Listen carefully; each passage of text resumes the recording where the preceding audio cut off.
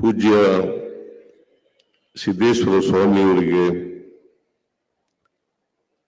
ನನ್ನ ನಮನವನ್ನು ಅರ್ಪಿಸಬೇಕು, ಸರ್ಕಾರದ ಪರವಾದಂಥ ನಮನವನ್ನು ಅರ್ಪಿಸಬೇಕು ಅಂತೇಳಿ ನಾನು ಇಲ್ಲಿ ಬಂದಿದ್ದೇನೆ.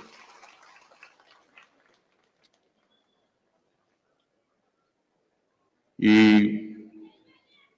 ನುಡಿ ನಮನ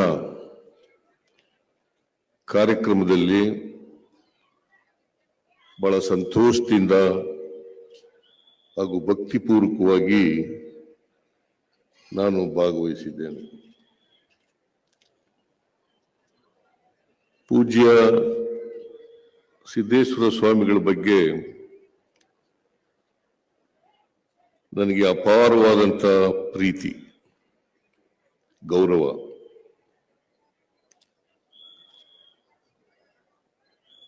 ಅವ್ರ ಜೊತೆಯಲ್ಲಿ ಅನೇಕ ಕಾರ್ಯಕ್ರಮಗಳಲ್ಲಿ ನಾನು ಭಾಗವಹಿಸಿದ್ದೇನೆ,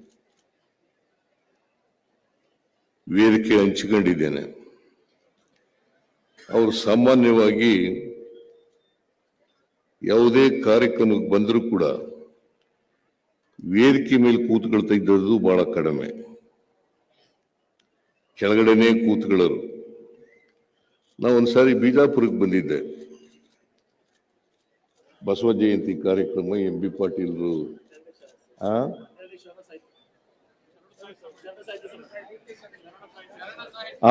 ಕನ್ನಡ ಸಾಹಿತ್ಯ, ಶರಣ ಸಾಹಿತ್ಯ ಎರಡೂ ಒಂದೇ. ಬಸವ ಜಯಂತಿ ಅಂದ್ರೆ ಒಂದೇ, ಶರಣ ಸಾಹಿತ್ಯ ಅಂತ. ಬಸವಣ್ಣವ್ರು ಬಿಟ್ಟು ಶರಣ ಸಾಹಿತ್ಯ ಇರ್ಲಿಕ್ಕೆ ಸಾಧ್ಯನೇ ಇಲ್ಲ.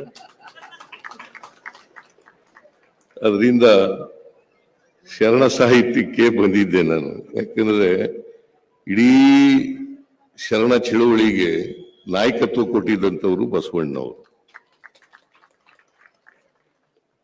ಹಾಗಾಗಿ ಶರಣ ಸಾಹಿತ್ಯ ಅಂತಂದ್ರೆ ಬಸವಣ್ಣ ಅಂತ, ಬಸವಣ್ಣ ಅಂತಂದ್ರೆ ಶರಣ ಸಾಹಿತ್ಯ ಅಂತ. ಆ ಶರಣ ಸಾಹಿತ್ಯ ಕಾರ್ಯಕ್ರಮಕ್ಕೆ ನಾನು ಬಂದಿದ್ದೆ. MB ಪಾಟೀಲ್ ಅನೇಕ ಸಾರಿ ಅವ್ರಿಗೆ ಮೇಲ್ಗಡೆ ಬರ್ರಿ ಅಂತ ಎಲ್ಲ ಆಹ್ವಾನ ಮಾಡಿದ್ರು. ಆದ್ರೆ ಅವ್ರು ಬರ್ಲಿಲ್ಲ, ಕೆಳಗಡೆನೆ ಕೂತ್ಕೊಂಡಿದ್ರು. ನಾನು ಭಾಷಣ ಮಾಡೋವರೆಗೂ ಕೂಡ ಕೆಳಗಡೆ ಕೂತಿದ್ರು. ಆದ್ರೆ ಭಾಷಣವನ್ನ ಪೂರ ಕೇಳಿದ್ರು. ಆಮೇಲೆ ರಿಯಾಕ್ಟ್ ಕೂಡ ಮಾಡಿದ್ರು. ಸಿದ್ದರಾಮಯ್ಯನವರು ನನಗೆ ಇವ್ರು ಹೇಳಿದ್ದು ಅವ್ರು ಹೇಳಲಿಲ್ಲ. MB ಪಾಟೀಲ್ ಹೇಳಿದ್ದು, ಸಿದ್ದರಾಮಯ್ಯನವರು ಬಸವಣ್ಣವ್ರ ಬಗ್ಗೆ ಚೆನ್ನಾಗಿ ತಿಳ್ಕೊಂಡು ಮಾತನಾಡಿದ್ದಾರೆ ಅಂತ ಹೇಳಿದ್ರು ಅಷ್ಟೇನೆ. ನಾನು ಇವತ್ತಿಗೂ ಕೂಡ ಬಸವಾದಿ ಶರಣರ ಅನುಯಾಯಿ. ನಾನು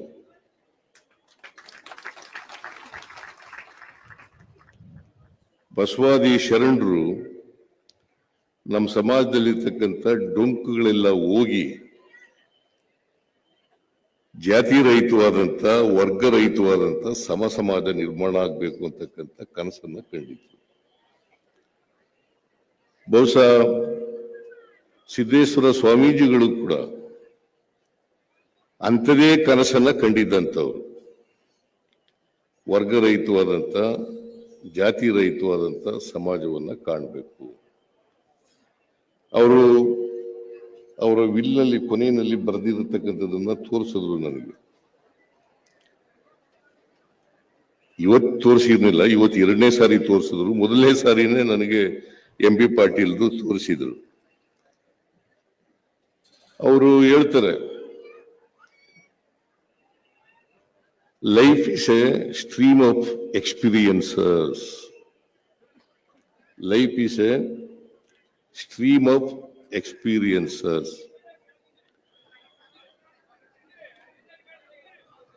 Our life should be free from hate and jealous.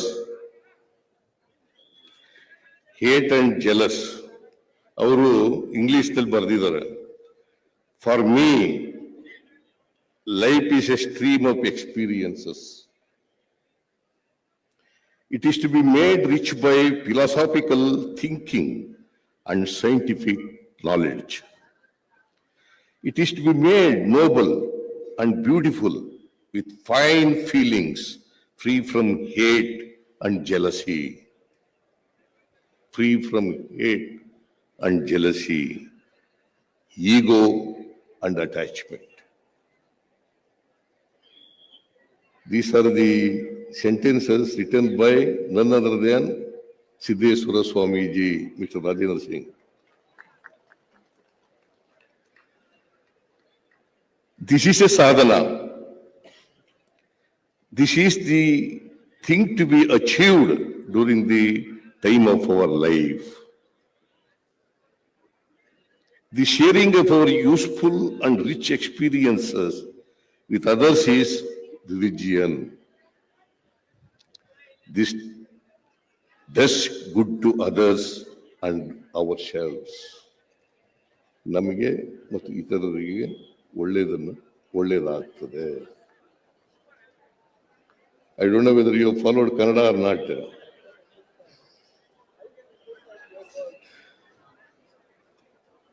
So ಇದು ಸಿದ್ದೇಶ್ವರ ಸ್ವಾಮೀಜಿಯವರು ಅವರ ಅಂತಿಮ ಅಭಿನಂದನಾ ಪತ್ರ ಅದರಲ್ಲಿ ನಮೂದು ಮಾಡಿರ್ತಕ್ಕಂಥದ್ದು. ಸಿದ್ದೇಶ್ವರ ಸ್ವಾಮೀಜಿಯವರು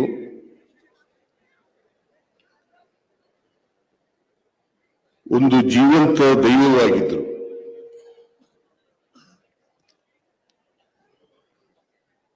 ಮನುಷ್ಯ ಹೇಗಿರ್ಬೇಕು, ಹೇಗ್ ಬಾಳ್ಬೇಕು, ಹೇಗ್ ಬದುಕಿರ್ಬೇಕು, ಇದನ್ನ ಅವರ ಪ್ರವಚನಗಳ ಮೂಲಕ ಜನಸಮುದಾಯಕ್ಕೆ ತಿಳಿಸ್ತಕ್ಕಂಥ ಪ್ರಯತ್ನವನ್ನ ಮಾಡಿದ್ರು. ಅವರು ಜ್ಞಾನವನ್ನ ಸಂಪಾದನೆ ಮಾಡಿದ್ರು. ಸಂಪಾದನೆ ಮಾಡಿದಂಥ ಜ್ಞಾನವನ್ನ ಹಂಚಿದ್ರು. ಜ್ಞಾನವನ್ನ ಸಂಪಾದನೆ ಮಾಡಿದ್ರು, ಆ ಜ್ಞಾನವನ್ನ ಹಂಚಿದ್ರು. ಅದು ಮನುಷ್ಯತ್ವದ ಜ್ಞಾನ. ಪ್ರತಿಯೊಬ್ಬ ವ್ಯಕ್ತಿಯೂ ಕೂಡ ಮನುಷ್ಯರಾಗಿ ಬಾಳ್ಬೇಕು ಅಂತಕ್ಕಂಥದ್ದು ಬಸವಾದಿ ಶರಣರ ಇಚ್ಛೆ ಆಗಿತ್ತು.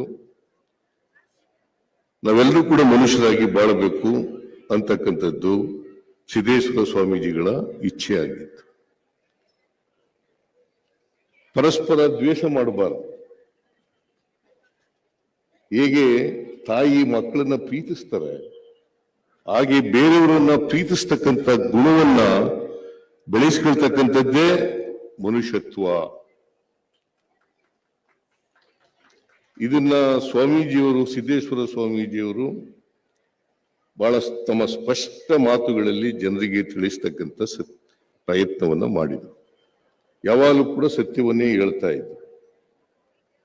ಬಹುಶಃ ನಾನು ನೋಡಿದಂತ ಸಂತರಲ್ಲಿ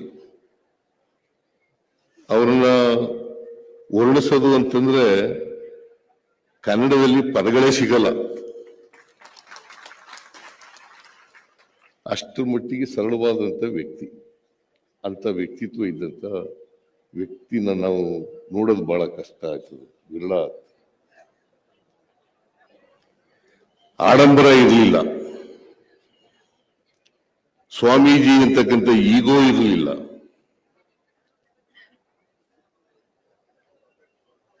ಮತ್ತೆ ಯಾವುದೇ ಸ್ವಂತ ಅಂತಕ್ಕಂಥದ್ದು ಯಾವುದೂ ಇರಲಿಲ್ಲ ಅವರಿಗೆ. ಅದಕ್ಕೆ ಎಷ್ಟು ಸರಳವಾಗಿದ್ರು ಅಂತಂದ್ರೆ, ನಾನು ಎಲ್ಲ ಓದಿದ್ದೆ ಪತ್ರಿಕೆಯಲ್ಲಿ. ಒಂದ್ಸಾರಿ ಅವರ ಅಭಿಮಾನಿ ಒಬ್ರು ಕಾರ್ ಕೊಡಕ್ ಬಂದಾಗ ಅದನ್ನ ತಿರಸ್ಕಾರ ಮಾಡ್ತಾರೆ. ಅವ್ರು ಯಾವತ್ತೂ ಕೂಡ ಸ್ವಂತಕ್ಕೋಸ್ಕರ ಏನನ್ನೂ ಬಯಸಿದವರಲ್ಲ, ಇಡೀ ಸಮಾಜಕ್ಕೋಸ್ಕರ ಬದುಕಿದಂಥವ್ರು. ಅದನ್ನೇ ಬಸವಾದಿ ಶರಣರು ಕೂಡ ಹೇಳಿದ್ದದ್ದು, ಅದನ್ನೇ ನಮ್ಮ ಸಂವಿಧಾನದಲ್ಲೂ ಕೂಡ ಅಳವಡಿಸಿರ್ತಕ್ಕಂಥ. ಇವತ್ತು ದೇಶ ಜಾತ್ಯತೀತ ರಾಷ್ಟ್ರ ಆಗಬೇಕು ಅಂತಕ್ಕಂಥದ್ದನ್ನೇ ಸಂವಿಧಾನದಲ್ಲಿ ಕೂಡ ಹೇಳಿರ್ತಕ್ಕಂಥ. ಅದನ್ನೇ ಸಿದ್ದೇಶ್ವರ ಸ್ವಾಮೀಜಿಯವರು ಕೂಡ ಹೇಳಿದ್ದದ್ದು. ಯಾವುದೇ ಧರ್ಮದ ಹಂಗಿರಬಾರದು, ಧರ್ಮಾತೀತವಾಗಿರ್ಬೇಕು. ನಾವ್ಯಾರು ಕೂಡ ಅರ್ಜಿ ಹಾಕ್ಬಿಟ್ಟು ಇಂಥ ಧರ್ಮದಲ್ಲಿ ಹುಟ್ಟಬೇಕು ಅಂತ ಹುಟ್ಟಿದೀವ? ಹುಟ್ಟಿದೀವಪ್ಪ ಆಕಸ್ಮಿಕವಾಗಿ. ಹುಟ್ಟಿದ ಮೇಲೆ ನಾವೆಲ್ಲರೂ ಕೂಡ ಮನುಷ್ಯರಾಗಿ ಬದುಕ್ತಕ್ಕಂಥ ಕೆಲಸವನ್ನು ಮಾಡೋಣ. ಕುವೆಂಪು ಏನ್ ಹೇಳ್ತಾರೆ ಅಂತಂದ್ರೆ, ಹುಟ್ಟುವಾಗ ಎಲ್ಲರೂ ವಿಶ್ವಮಾನವರಾಗಿ ಹುಟ್ಟುತ್ತಾರೆ, ಬೆಳೀತಾ ಬೆಳೀತಾ ಅಲ್ಪಮಾನವರಾಗ್ಬಿಡ್ತಾರೆ. ಕಾರಣ ಯಾಕಪ್ಪ ಅಂತಂದ್ರೆ ನಮ್ಮ ಸಾಮಾಜಿಕ ವ್ಯವಸ್ಥೆ ಅದರ ಪ್ರಭಾವ ಇರ್ತದೆ.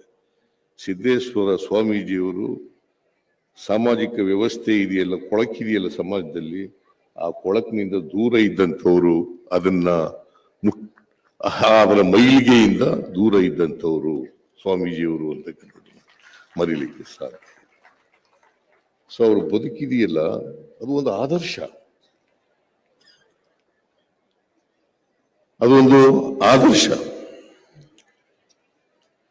ಅವರ ಆ ದೂರದರ್ಶಿತ್ವ ಇತ್ತಲ್ಲ, ಅವರಿಗೆ ಎಂಥ ಸಮಾಜ ನಿರ್ಮಾಣ ಆಗ್ಬೇಕು ಅಂತಕ್ಕಂಥದ್ದಿತ್ತು. ಅದಕ್ಕೆ ಅಂಥವ್ರನ್ನ ಮಾತ್ರ ನಾವು ದಾರ್ಶನಿಕರು ಅಂತ ಕರಿತೀವಿ. ಎಲ್ಲರನ್ನೂ ದಾರ್ಶನಿಕರು ಅಂತ ಕರೀಲಿಕ್ಕೆ ಸಾಧ್ಯ ಆಗಲ್ಲ. ಸಮಾಜದಲ್ಲಿ ದೂರದರ್ಶಿತ್ವ ಇಟ್ಟುಕೊಂಡು ಮನುಷ್ಯ ಸಮಾಜ ನಿರ್ಮಾಣ ಆಗ್ಬೇಕು ಅಂತಕ್ಕಂಥ ಕನಸು ಕಟ್ಕೊಂಡಿರ್ತಾರಲ್ಲ, ಬದಲಾವಣೆಯನ್ನ ಬಯಸಿರ್ತಾರಲ್ಲ, ಅಂಥವ್ರು ಮಾತ್ರ ನಾವು ದಾರ್ಶನಿಕರು ಅಂತ ಕರಿತೀವಿ. ಸಿದ್ದೇಶ್ವರ ಸ್ವಾಮೀಜಿಯವರು ಒಬ್ಬ ದಾರ್ಶನಿಕ ಅಂತಕ್ಕಂಥ ಮಾತುಗಳನ್ನ ಈ ಸಂದರ್ಭದಲ್ಲಿ ಹೇಳಲಿಕ್ಕೆ ಬಯಸ್ತೀನಿ. ಅವರು ದಾರ್ಶನಿಕರಾಗಿ ಬದುಕಿದ್ರು. ಆ ದಾರ್ಶನಿಕತ್ವ ಇದೆಯಲ್ಲ, ಅದನ್ನ ಜನರಿಗೆ ತಿಳಿಸ್ತಕ್ಕಂಥ ಪ್ರಯತ್ನವನ್ನು ಮಾಡೋದು. ಅದು ಎಷ್ಟು ಜನ ಅರ್ಥ ಮಾಡ್ಕೊಂಡ್ರು ಇಲ್ಲ ಅನ್ನೋದು ಬೇರೆ ಪ್ರಶ್ನೆ. ಆದರೆ ಬಹಳ ಸ್ಪಷ್ಟವಾದಂತ ಮಾತುಗಳಲ್ಲಿ ಜನರಿಗೆ ಧರ್ಮದ ಬಗ್ಗೆ, ಆಧ್ಯಾತ್ಮದ ಬಗ್ಗೆ, ಬದುಕಿನ ಬಗ್ಗೆ, ಪ್ರಕೃತಿ ಬಗ್ಗೆ, ಸತ್ಯದ ಬಗ್ಗೆ, ಪ್ರೀತಿ ಬಗ್ಗೆ, ವಾತ್ಸಲ್ಯದ ಬಗ್ಗೆ ಇದನ್ನ ಜನರಿಗೆ ಹೇಳ್ತಕ್ಕಂಥ ಪ್ರಯತ್ನವನ್ನು ಮಾಡಿ. ನಾವೆಲ್ಲರೂ ಕೂಡ ಸಿದ್ದೇಶ್ವರ ಸ್ವಾಮೀಜಿಯವರಿಗೆ ಗೌರವ ಸಲ್ಲಿಸೋದು ಅಂತಂದ್ರೆ ಅವ್ರು ಹೇಳಿದಂತ ವಿಚಾರಗಳು, ನಡೆದಂತ ದಾರಿ, ಅವರ ಬದುಕು ನಮ್ಗೆಲ್ರಿಗೂ ಕೂಡ ಆದರ್ಶ ಆಗ್ಬೇಕು. ಆ ಆದರ್ಶಗಳನ್ನ ಅಳವಡಿಸಿಕೊಂಡು ನಮ್ಮ ಜೀವನದಲ್ಲಿ ನಡೆದಾಗ ಅದೇ ನಾವು ಅವರಿಗೆ ಸಲ್ಲಿಸ್ತಕ್ಕಂಥ ನಿಜವಾದಂತ ಗೌರವ ಅಂತಕ್ಕಂಥ ಮಾತುಗಳನ್ನ ಹೇಳಲಿಕ್ಕೆ ಬಯಸ್ತೇನೆ. ಅದರಿಂದ ನಮ್ಮ ಎಂ ಬಿ ಪಾಟೀಲ್ ಹೇಳಿದ್ದಾರೆ ಮಾತನಾಡುವಾಗ, ಅವ್ರಿಗೆ ಯಾಕಂದ್ರೆ ಪ್ರಕೃತಿ ಬಗ್ಗೆ ಬಹಳ ಪ್ರೀತಿ ಇತ್ತು, ಪ್ರಕೃತಿ ಬಗ್ಗೆ ಬಹಳ ಪ್ರೀತಿ, ಸತ್ಯದ ಬಗ್ಗೆ ಬಹಳ ಪ್ರೀತಿ ಇತ್ತು. ಅದರಿಂದ ಆ ನಂಬಿಕೆ ಇದೆಯಲ್ಲ, ಆ ನಂಬಿಕೆಗೆ ಅನುಗುಣವಾಗಿ ಅವರು ಏನು ಹೇಳ್ತಾರೆ, ಈ ಭಾಗದ ಎಲ್ಲ ಶಾಸಕರುಗಳು, ಮಂತ್ರಿಗಳು ಎಲ್ಲ ಹೇಳ್ತಾರೆ, ಆ ರೀತಿ ಸರ್ಕಾರ ಮಾಡಲಿಕ್ಕೆ ಪ್ರಯತ್ನ ಮಾಡ್ತೇವೆ ಅಂತಕ್ಕಂಥ ಮಾತುಗಳನ್ನ ಈ ಸಂದರ್ಭದಲ್ಲಿ ಹೇಳಿದ್ದೇನೆ. ನಾನು ಇವತ್ತು ಅವರು ಇನ್ನೂ ಸಾಯೋದಕ್ಕಿಂತ ಮುಂಚಿತವಾಗಿ ಬಂದಿದ್ದೆ. ನಾನು ಸ್ವಾಮೀಜಿಯವರು ಕೂಡ ಇದ್ರು, ಸುತ್ತು ಸ್ವಾಮೀಜಿಯವರು ಕೂಡ ಇದ್ರು. 1 ವರ್ಷ ಆಯ್ತು. ನಾವು ಜನವರಿ 1ನೇ ತಾರೀಕು ಬಂದಿದ್ದೆ. ನಾನು 2023 ಬಂದಿದ್ದೆ. ಅದೇ ಕೊನೆ ದರ್ಶನ ಅವ್ರದ್ದು. ಅದಾದ್ಮೇಲೆ ಇವತ್ತು ಈ ಗುರು ನುಡಿ ನಮನ ಕಾರ್ಯಕ್ರಮದಲ್ಲಿ ಭಾಗವಹಿಸಿದ್ದೆ. ನಾನು ಅವರಿಗೆ ನನ್ನ ನಮನಗಳನ್ನ ಸಲ್ಲಿಸೋದ್ರ ಜೊತೆಗೆ ಅವರು ಬಿಟ್ಟೋಗಿರ್ತಕ್ಕಂಥ ಆದರ್ಶಗಳಿದ್ದಾವಲ್ಲ, ಅವರು ದಿವಂಗತರಾಗಿರ್ಬೋದು, ಆದರೆ ಆಧ್ಯಾತ್ಮ ಲೋಕದಲ್ಲಿ ಇವತ್ತೂ ಕೂಡ ಅವರು ಬದುಕಿದ್ದಾರೆ ಅಂತಕ್ಕಂಥದನ್ನ ಮರೀಲಿಕ್ಕೆ ಸಾಧ್ಯ.